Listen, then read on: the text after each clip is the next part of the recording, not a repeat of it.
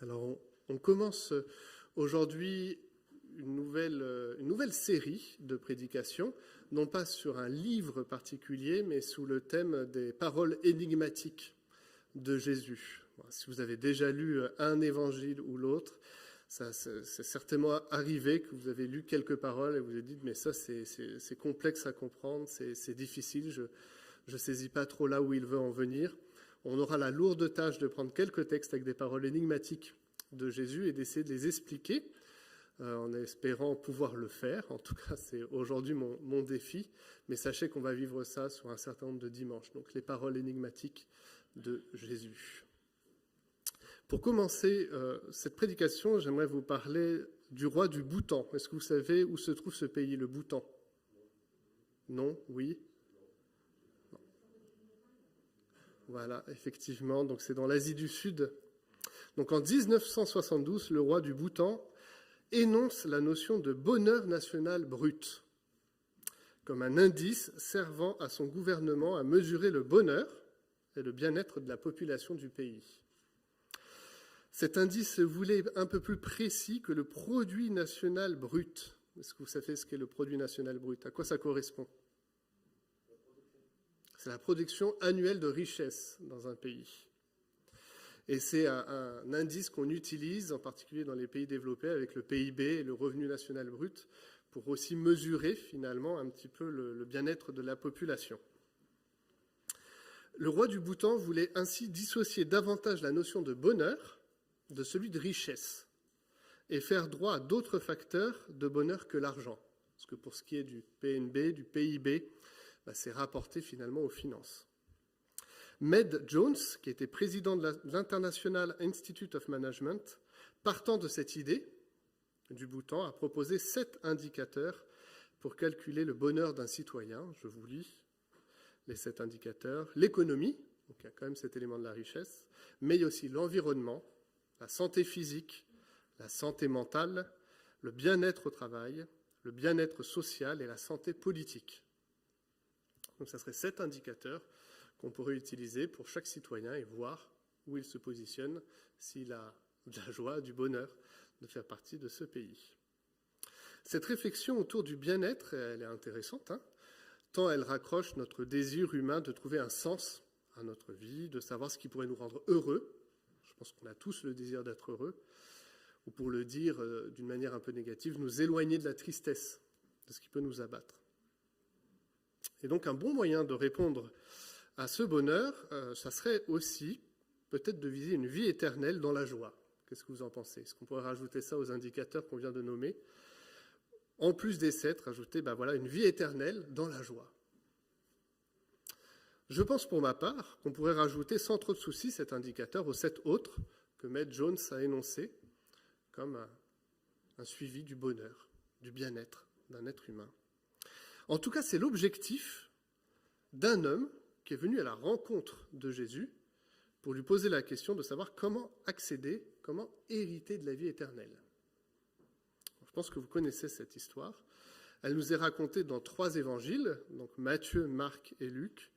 Et je vous propose ce matin de la lire dans la version de Luc, même si parfois je ferai référence aux autres récits de Matthieu et Marc quand cela me semblera pertinent de le faire. On va lire ensemble Luc, chapitre 18, des versets 18 à 30. Vous allez voir, ils vont s'afficher en même temps. Luc 18, 18 à 30.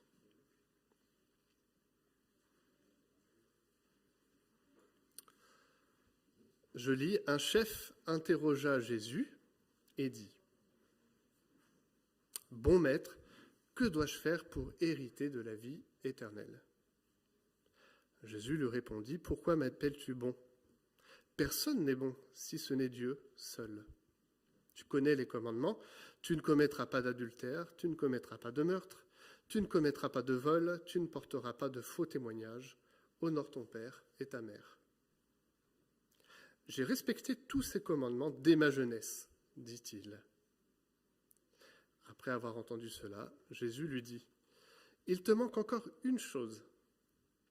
Vends tout ce que tu as, distribue-le aux pauvres, et tu auras un trésor dans le ciel, puis viens et suis-moi. » Lorsqu'il entendit ces paroles, l'homme devint tout triste, car il était très riche. Voyant qu'il était devenu tout triste, Jésus dit « Qu'il est difficile à ceux qui ont des richesses d'entrer dans le royaume de Dieu. En effet, il est plus facile à un chameau de passer par un trou d'aiguille qu'à un riche d'entrer dans le royaume de Dieu. » Ceux qui l'écoutaient dirent « Qui donc peut être sauvé ?»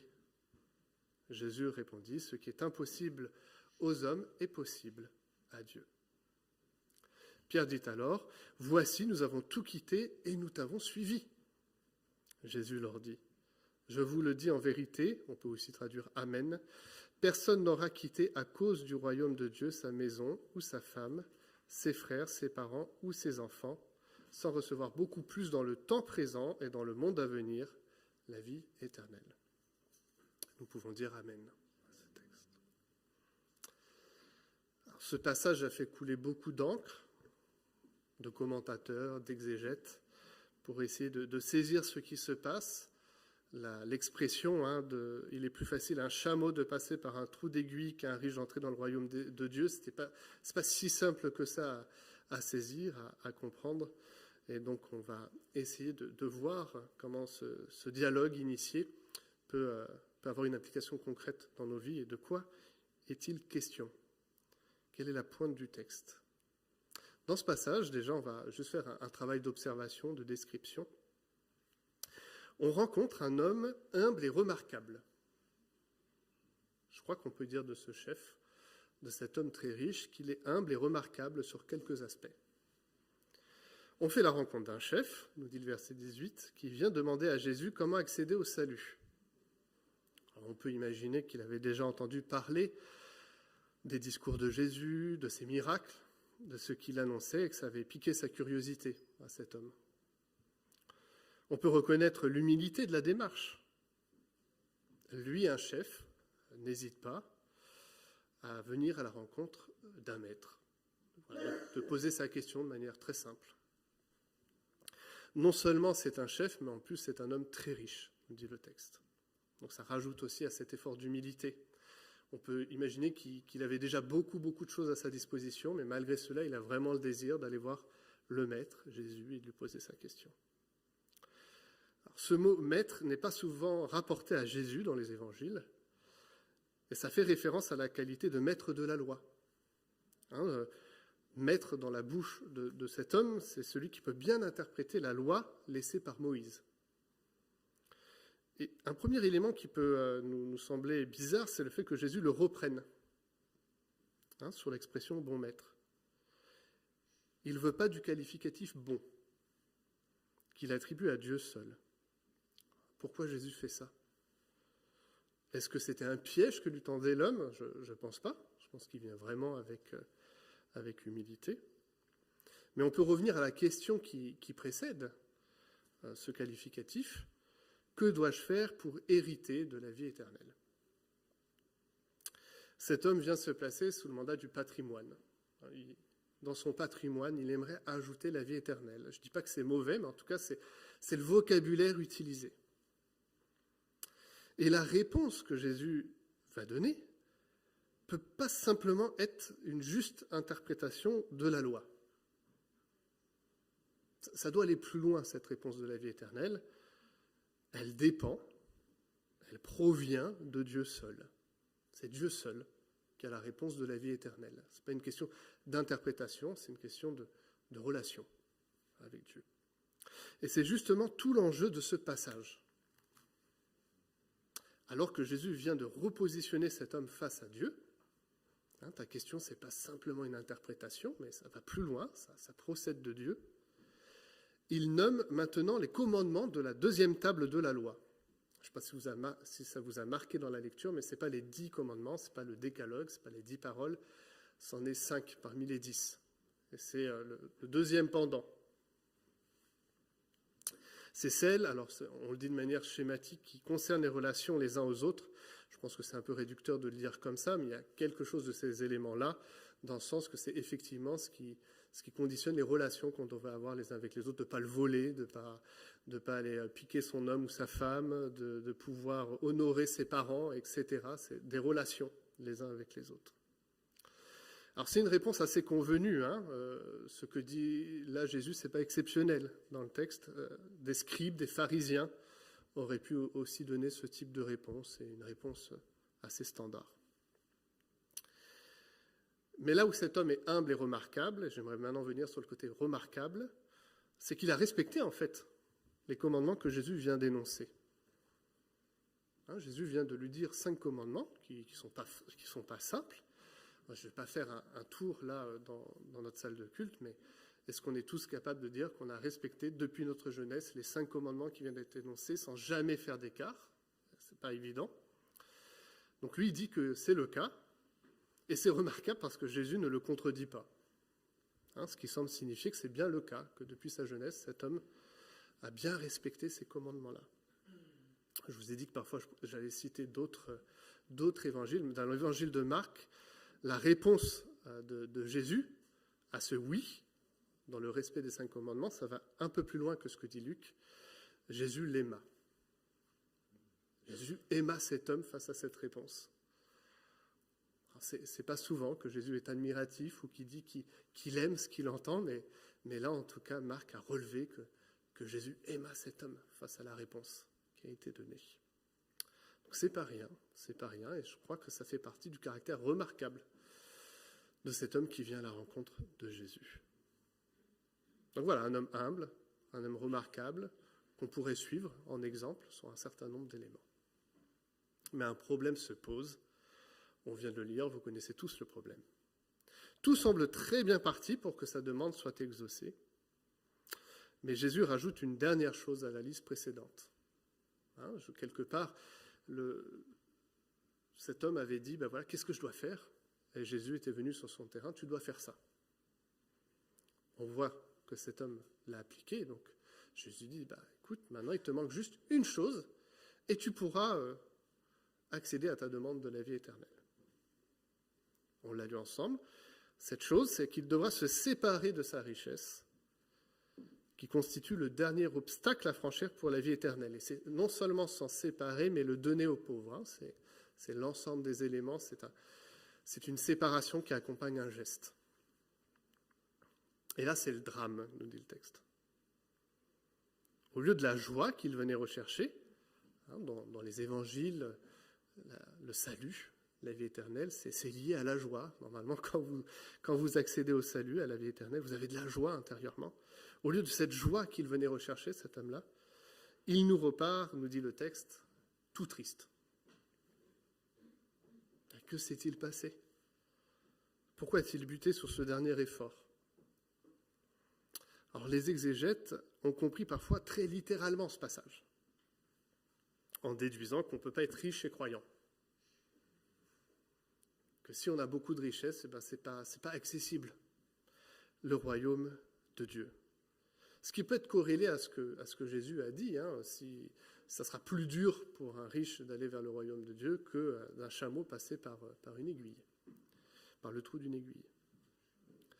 Alors ce récit, ça a inspiré de grands mouvements radicaux. Si je prends un exemple qui est très concret près de nous, celui des pauvres de Lyon, initié par Valdo en 1170. Je ne sais pas si vous avez déjà entendu parler des pauvres de Lyon, mais c'est un mouvement radical assez fort qui était en résistance par rapport à la richesse de l'Église. Et ces hommes et ces femmes qui sont rentrés dans ce mouvement se dépossédaient de tout, pour signifier qu'ils n'étaient pas attachés aux richesses. Alors ils ont pris ce texte comme un texte fondateur pour eux. Au concile de Latran, on a demandé à les définir pour savoir si c'était hérétique ce mouvement, et j'aime bien la réponse qui a été donnée. La définition qu'on a donnée de ce mouvement-là, c'était des hommes nus qui suivaient un Christ nu. Une exigence d'une extrême pauvreté, d'un extrême dénuement. Et malheureusement, ils ont été du coup catalogués hérétiques et pourchassés. Dans l'Église catholique, vous avez plusieurs ordres monastiques qui ont été créés avec l'exigence du vœu de pauvreté. Et même dans le milieu protestant, du coup j'ai lu ce qui était exigé pour les diaconesses de Reuilly, il y a le vœu de pauvreté également, qui est signifié. Donc c'est quelque chose qui peut revenir régulièrement et qui s'inscrit, avec d'autres textes, dans la reconnaissance qu'en abandonnant les richesses de ce monde, on peut s'approcher du Seigneur. Mais j'aimerais vous poser la question ce matin, est-ce que c'est vraiment de ça dont il est question dans ce texte ?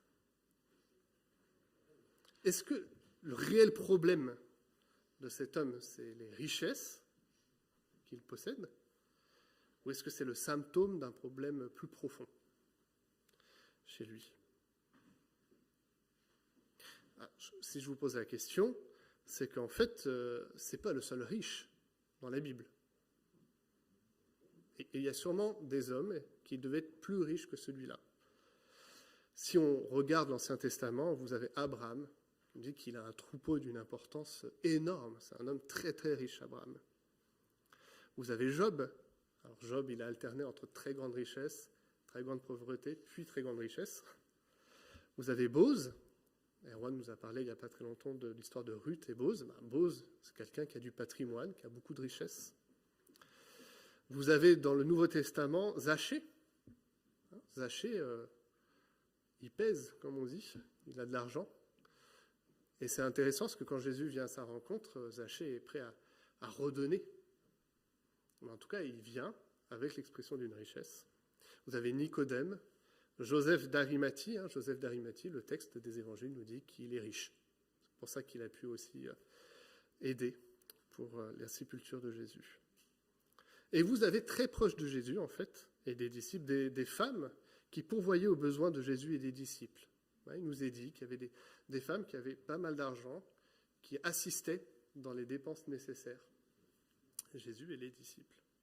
Donc si on prend ce texte tout à fait littéralement, c'est en contradiction avec d'autres hommes et femmes dans la Bible qui ont été riches et qui pourtant semblent avoir accédé à la vie éternelle et au salut. En tout cas, il y avait la reconnaissance de quelque chose de bon en eux, de ce désir de servir le Seigneur. Aujourd'hui encore, je vais essayer de prendre des exemples plus contemporains, mais deux exemples qui me sont venus en tête. Emmanuel Faber, je ne sais pas si vous connaissez ce nom, mais il a été PDG pendant 10 ans de Danone. Il vient d'en être sorti il y a 1 an, mais dans l'exercice de son mandat au sein de Danone, qui est une immense structure, ils ne font pas que des yaourts, c'est un truc immense, il exprimait le fait que c'était sa foi qui conditionnait son activité. Et il a donné un témoignage, vous pouvez regarder sur YouTube, donc à l'école HEC en 2016, où il exprimait un petit peu cet aspect social qui l'animait intérieurement et qui était corrélé à sa foi. Donc c'est un homme qui a beaucoup de richesses, qui avait un haut poste, mais qui utilisait sa richesse pour la gloire de Dieu. Et un autre exemple que j'aimerais vous donner, c'est Pat, alors je ne sais pas trop le prononcer en anglais, mais Gelsinger, qui est l'actuel PDG d'Intel, et qui, pareil, a signifié aussi que, en fait, ce pourquoi il agissait, il faisait, c'était pour la gloire du Seigneur. C'est un très beau témoignage aussi qu'il donne sur cet aspect-là. Donc voilà quelques exemples de personnes qui ont des moyens, ont des richesses et qui, malgré tout, ont le désir de vraiment servir Dieu. Alors, si je vous dis tout ça, c'est que, quelque part, la réponse, vous l'avez avec moi, c'est que je pense que ce texte ne s'arrête pas simplement à richesse est égale athéisme et non-foi, et pauvreté est égale foi. Je pense que ce serait très réducteur de voir ce passage comme ça. Par contre, pour cet homme-là, c'était un obstacle, un vrai, qu'il nous faut mesurer. Pour lui, ça venait à la rencontre de tout ce qu'il avait fondé de sa vie terrestre. Cette richesse, ces biens matériels, fondaient son identité, pour le dire autrement. On n'a pas son prénom, on a simplement le fait qu'il était un chef et qu'il était très riche. C'est ça qu'il qualifie, c'est ça qu'il définit, cet homme-là. Un chef très riche. Si on regarde les 7 indicateurs que je vous ai donnés en début de prédication, Je pense que cet homme-là répond à la majorité d'entre eux. L'économie, voilà, je pense que ça, l'environnement dans lequel il évolue, sa santé physique, son mental, son bien-être au travail, son bien-être social et sa santé politique, c'est un chef. Donc, politiquement, à mon avis, il est bien reconnu. Cet homme, finalement, a tout le bien-être terrestre dont il a besoin. Il a quand même conscience qu'il devrait aller plus loin que ça, mais au moment où il est percuté par Jésus, dans la demande, ça s'effondre. Alors j'aimerais revenir sur ce que j'ai dit précédemment. Jésus a cité la deuxième table de la loi, les 10 commandements du décalogue. Maintenant, par la question qu'il pose, il vient sur les 5 premiers. Il veut demander maintenant à cet homme, où en es-tu dans ta relation à Dieu?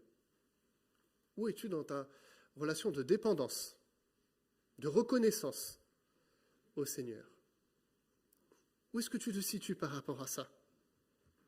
Il me semble que tu as fait déjà un travail énorme, mais maintenant, montre-moi que Dieu est ton seul maître. Fais assez confiance au Seigneur pour tout abandonner, les donner aux pauvres et me suivre. La question dans ce texte, la pointe de ce texte, ce n'est pas de savoir si c'est la richesse en tant que telle qui est signifiée, mais c'est la relation qui était avec Dieu. Est-ce que cet homme avait des idoles qui le fermaient à la vie éternelle ou non? Et la réponse, c'est cette tristesse qui l'envahit devant la réponse de Jésus. Cette tristesse qui démontre, en tout cas à l'instant T, j'en sais rien ce qui s'est passé ensuite dans la vie de cet homme, mais à l'instant T, qui vient à la rencontre en fait de l'idole que les richesses ont formée en lui. Les 5 premiers commandements sont liés à la relation au Seigneur, au fait qu'il ne peut pas y avoir d'autre Dieu, qu'il n'y en a qu'un seul, que c'est en dépendance, en reconnaissance, parce qu'il a sorti le peuple d'Égypte, parce qu'il a manifesté qu'il était digne de cette bienveillance, de cette bonté, de cet amour que nous le reconnaissons. Et pour cet homme, ce n'était pas possible. Ça le heurtait finalement dans tout ce qu'il était.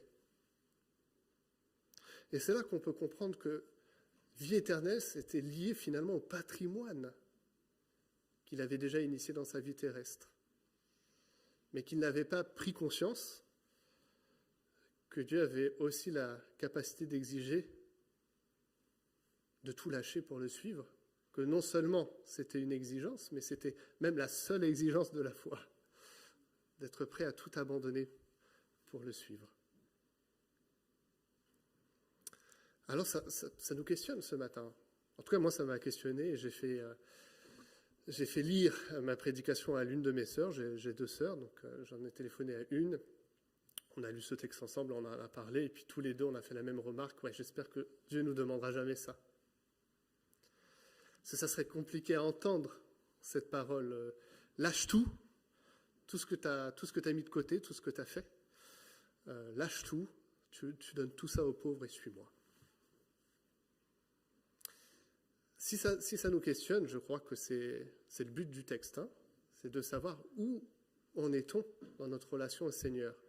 Non pas qu'il demandera à tous de faire cet effort-là, c'est pas une exigence sine qua non du salut. Comme j'ai dit, il n'y a pas de vœu de pauvreté à faire. On peut accéder à un patrimoine. Mais dans la relation, dans la dépendance, où tu te situes?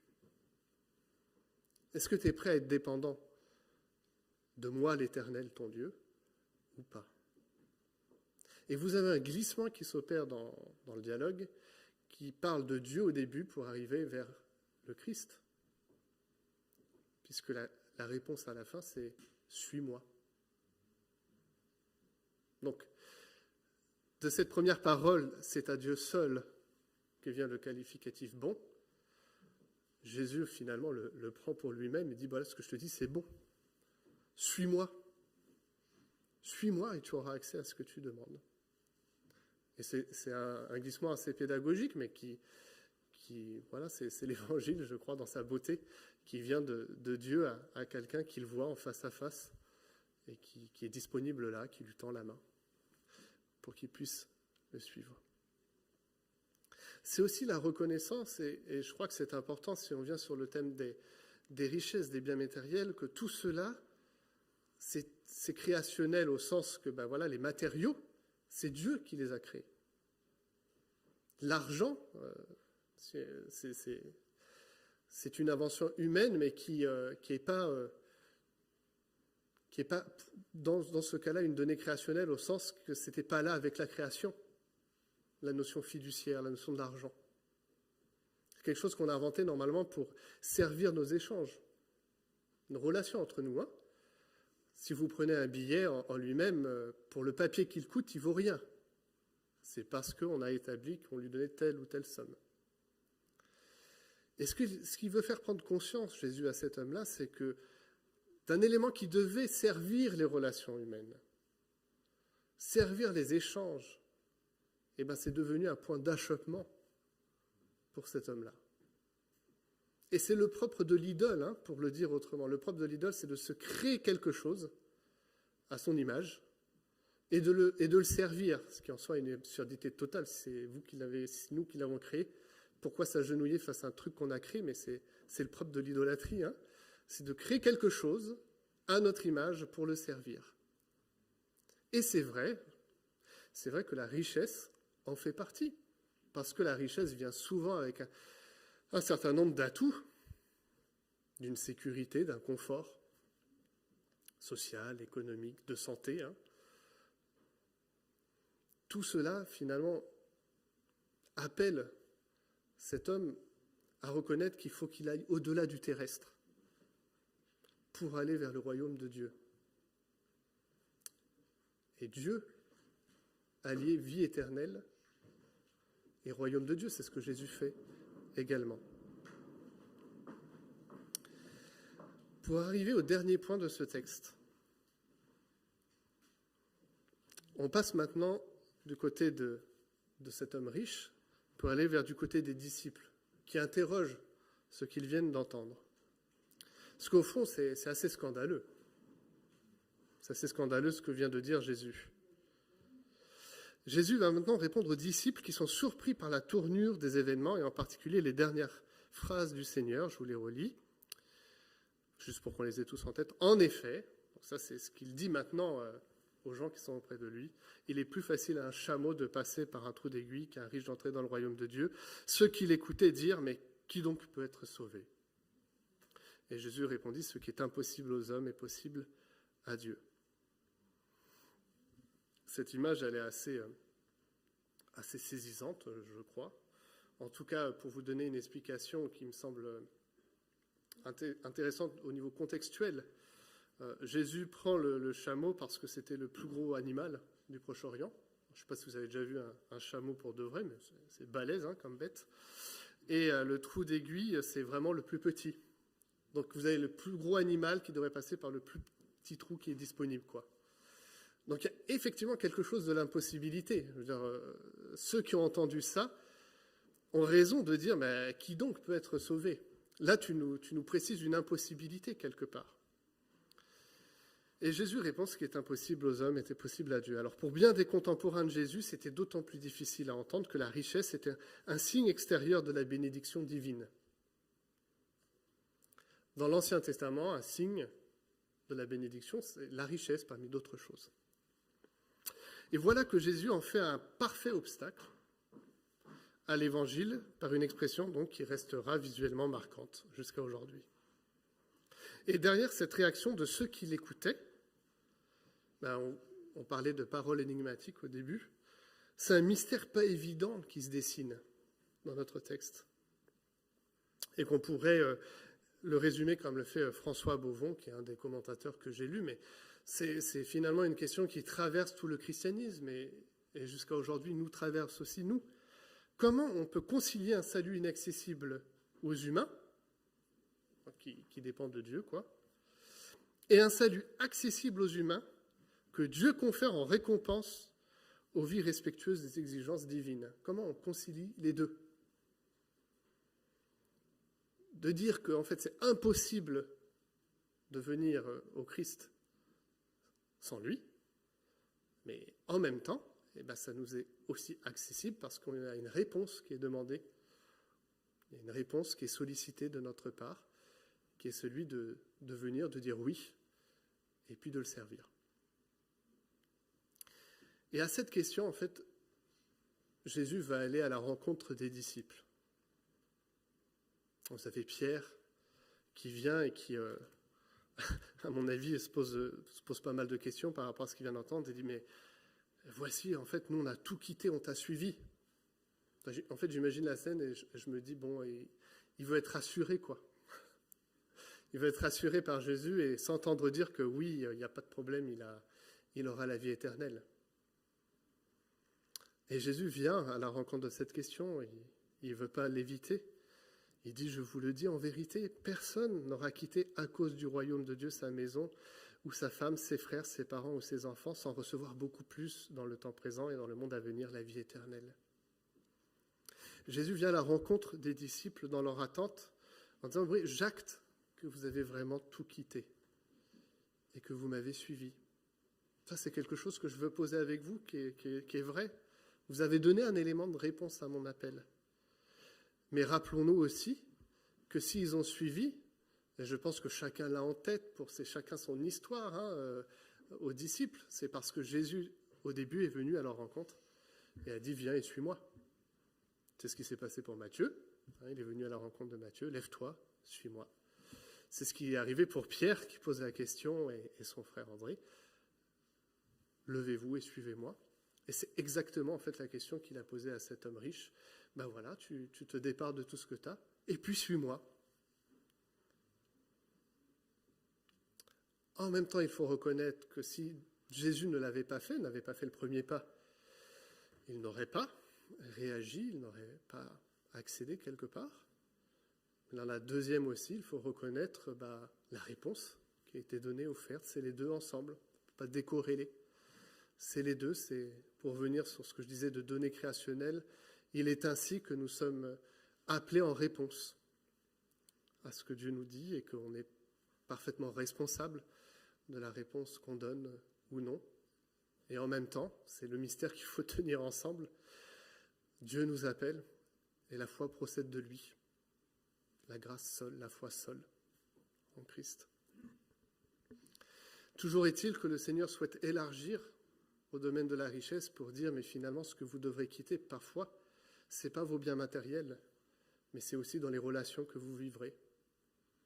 Alors, il l'avait déjà dit, ce n'est pas un élément nouveau dans notre passage, mais parfois dans les relations les plus intimes, celles de la famille, de l'épouse, des enfants, des parents. Des obstacles peuvent être mis pour accéder à l'Évangile. Et là, c'est la douloureuse question de passer par-dessus ça.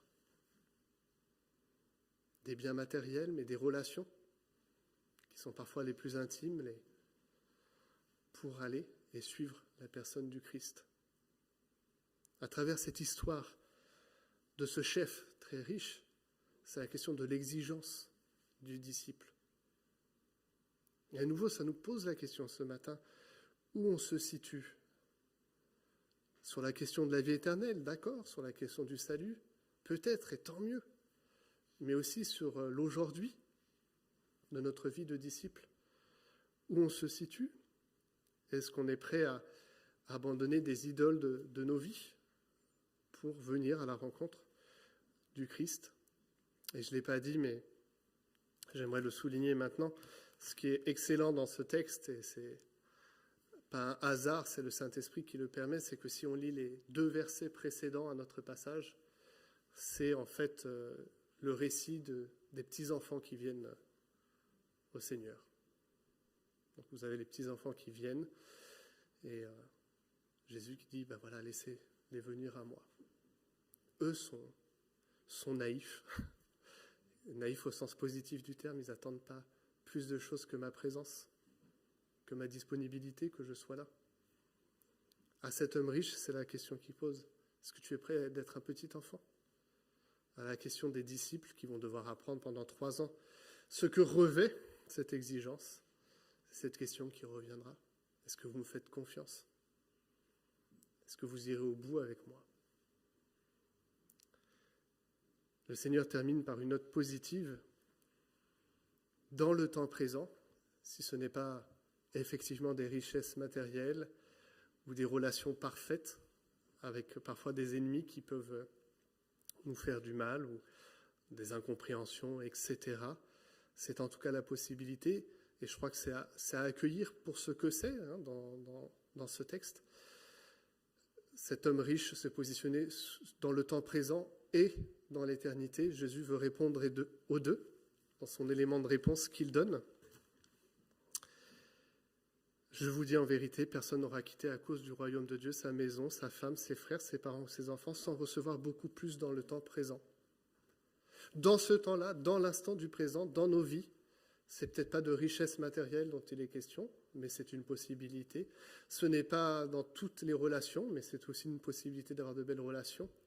Mais c'est en tout cas dans la disponibilité, la proximité de la personne du Christ à côté de nous, qui nous permet d'entrevoir ce qui est beau, ce qui est digne d'intérêt, de louange, d'adoration, de nous rencontrer les dimanches.